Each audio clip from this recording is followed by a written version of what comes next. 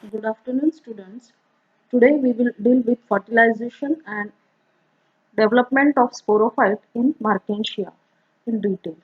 Now, first of all, we will deal with fertilization. Now, all of you know that Markensia species they are dioecious, that means they are heterothelic, and here the water is essential for fertilization. Fertilization is possible only when male and female thalli are growing close to each other. Fertilization takes place as a stage when archegonia are placed upright on the dorsal surface of the disc of the archegoniophore. Just before fertilization, the neck canal cell and the ventral canal cell of the archegonium degenerate and form mucigenous substance.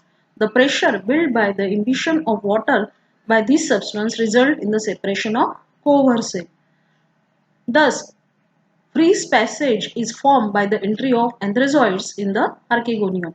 The anthrazoids, which swims freely on the surface of the antheridial disc, are splashed by rainwater on the disc of the archegoniophore. They are attached chemotactically towards the neck of the archegonium. Now here, the anthrazoids comes towards the neck of the archegonium. Although many anthrazoids may enter in an archegonium, only one fuses with the egg. There is a possibility of entry of many anthrazoids in the archegonium, but only one fuses with the egg. Immediately after fertilization, there is elongation of archegoniophore. That means as the fertilization starts, here the elongation of archegonium 4 takes place. It is accompanied by the rapid growth of the central part of the archegonial disc that ultimately leads to the inversion of archegonia.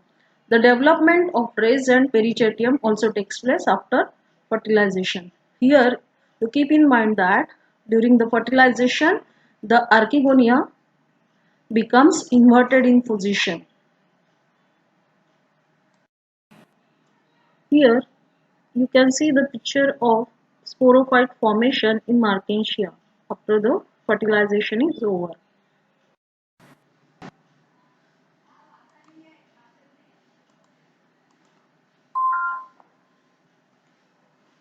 Now we will see the structure of mature sporophyte in detail.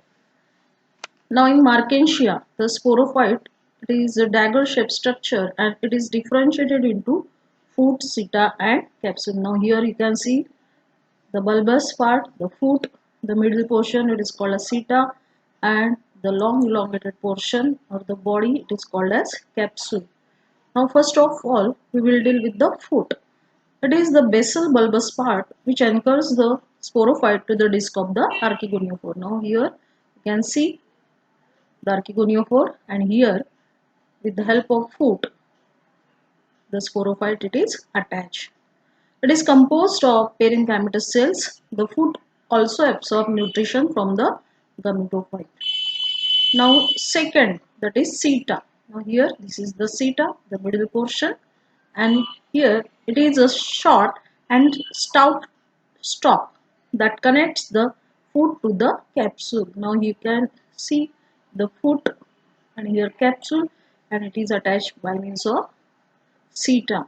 It is made up of again parenchymatous cells. In a young sporophyte, the seta is represented by a small zone of relatively narrow cells. As the capsule matures, these cells get elongate. Now here when the capsule get mature, the cells of the seta they get elongates. Thus the seta increases in length and it ruptures the calyptra. Now here you can see the layer that is the calyptra and pushes the mature capsule out through the perigynum and perichetium. Now this is the perigynum and perichetial leaves and it pushes the capsule outward. At maturity, the cells of the seta becomes highly vacuolated. Now the capsule. The mature capsule is a yellow colored oval structure. Now you can see this shape. It is clearly oval in shape. It has single layered sterile jacket. It is covered by means of a protective layer. It is made up of single layer and it is called as jacket. The cells of the jacket layer have annular thickening bands. The capsule contains numerous spores and elaters. Now here you can see infinite number of minute spores. They are spread all over the capsule, and along with the thickening, band thickening like structure, they are called as elaters. The spores are almost rounded and range between 12 to 30 μm in diameter. They are numerous and their diameter is 12 to 30 mu in diameter. The spore wall is differentiated into outer thick and thick exospore and inner relatively thin endospore.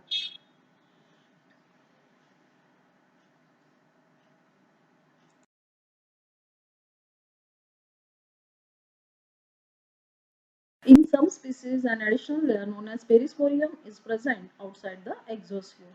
Now you know that there are two layers, the endospore and exospore, and in some cases, or in some species, the additional layer known as perisporium, it is also present.